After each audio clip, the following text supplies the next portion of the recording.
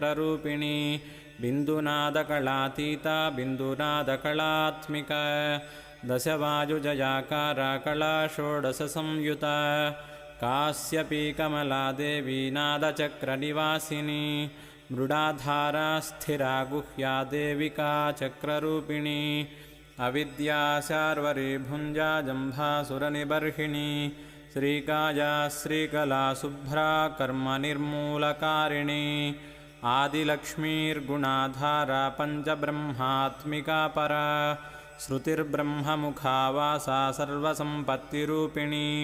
मृतसञ्जीविनी मैत्री कामिनी कामवर्जिता निर्वाणमार्गदा देवी हंसिनी कालिका क्षमा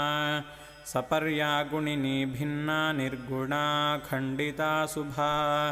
स्वामिनी वेदिनी शक्या शाम्बरी चक्रधारिणी।